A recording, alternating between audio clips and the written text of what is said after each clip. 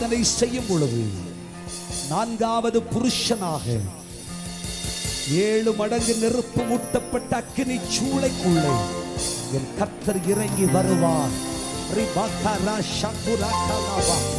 கர்த்தர் சொல்கிறார், உனக்கு எதிராய் பற்றி எரிகிற சத்துரு உருவாக்கிய அக்கினி கண்டங்களை 7 மடங்கு நெருப்பு மூட்டப்பட்ட சத்துருவின் செயல்களை கர்த்தர் இல்லாமலாக்கி அவைகளில் உன் தலைமயிர் கருகி போகாமல், உன் சரீரத்திற்கு கேடு வராமல், உன் நன்மை அழிந்து போகாமல் கர்த்தர் உனக்காய் இறங்கி வருவே.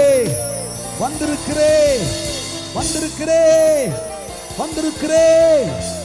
இப்பொழுதே என் வல்லமை உன்மேல் இறங்கிற்று.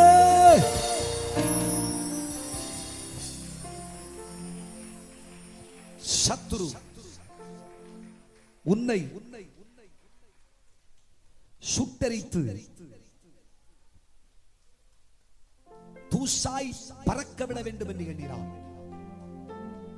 அங்கே உனக்காக கர்த்தர் 4வது புருஷனாய் இறங்கி வந்திருக்கு. உன் தலைமயிர் கருகி போகாது, சரீரத்திலே ஒரு காயம் வராது. சத்துருக்களுக்கு முன்னே ஜீவனுள்ள தேவனுக்கு ஆராதனை செய்கிற சாத்ராக் மேஷேக் ஆபேத்நேகோவே, கர்த்தர் உங்களை தப்புவிக்க வல்லவராய் இருந்தாரா? கர்த்தரங்களை தப்புவித்தார். அக்கினி உக்கிரத்திற்கு கர்த்தரங்களை தப்புவித்தார். சத்துருவின் சூழ்ச்சி இனிமேல் பலிக்காது.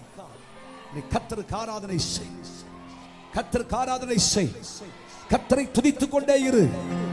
ஆராதனை தவற விடாதே. உன் குடும்பத்தில் ஒரு பெரிய ஆராதனை நடக்கட்டும். உன் குடும்ப ஜெபமே ஒரு ஆராதனையாய் இருக்கட்டும். நீதிமான்களின் கூடாரத்தில் ரட்சிப்பின் கம்பீர சத்தம் உண்டு.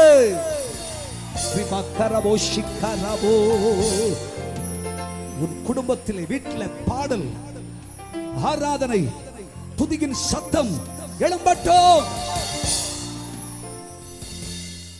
குடும்பத்தில் புருஷ மனைவி சண்டையை கர்த்தர் இன்னையோட முடிச்சு வைப்பார்.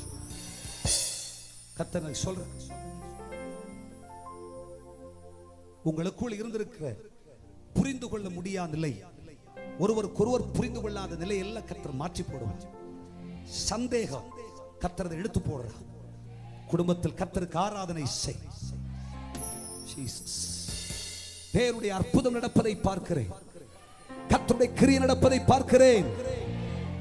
நீ கர்த்தருக்கு ஆராதனை செய்யும் பொழுது சத்துருவின் சூழ்ச்சிகள் எல்லாம் அவமாக்கப்படும். சத்துருவின் கிரியைகள் எல்லாம் சுக்கு நூறாக மாறி போகும். ஆண்டவர் அழிச்சு. புருஷனை நம்பு, மனைவியை நம்பு, பிள்ளைய நம்பு. நம்பிக்கை இல்லாத நிலை குடும்பத்தில் மாற்றப்படுவதாக.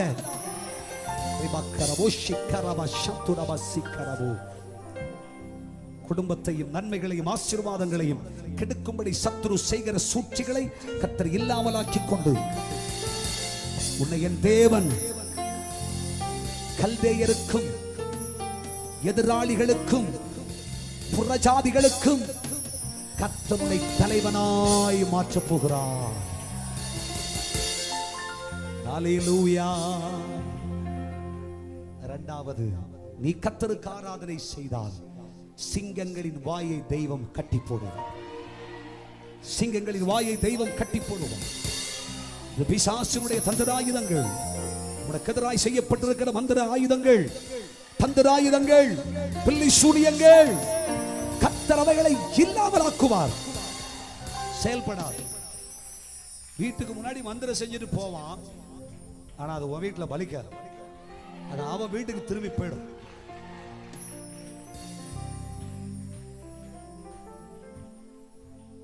தானியேல் தேவ மனிதன், தேவ மனுஷன், கர்த்தரில் அன்பு கூறுகிற தேவனுடைய பிள்ளை.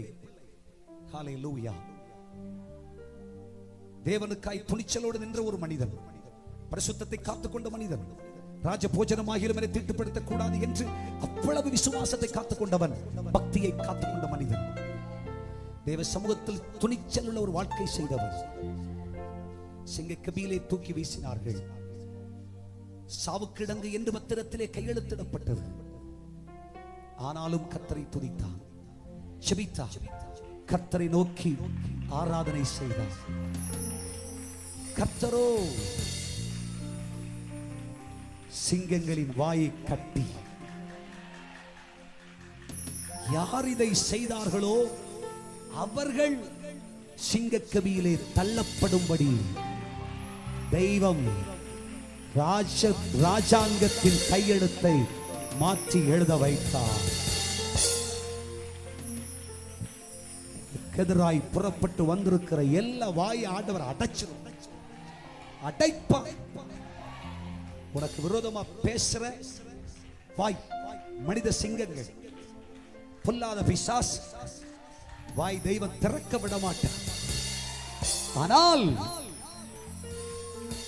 இப்படி தூஷிக்கும்படி வாய் திறந்தவர்கள் கெபிக்குள் சென்று சேர்வதற்குள்ளே சிங்கங்கள் அவர்களை பட்சித்து போட்டது.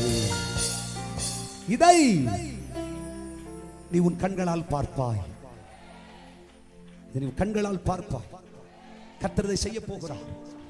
தேவனுடைய அதிசயம் நடக்க போகிறது. தேவனுடைய கிரியை நடக்கும்.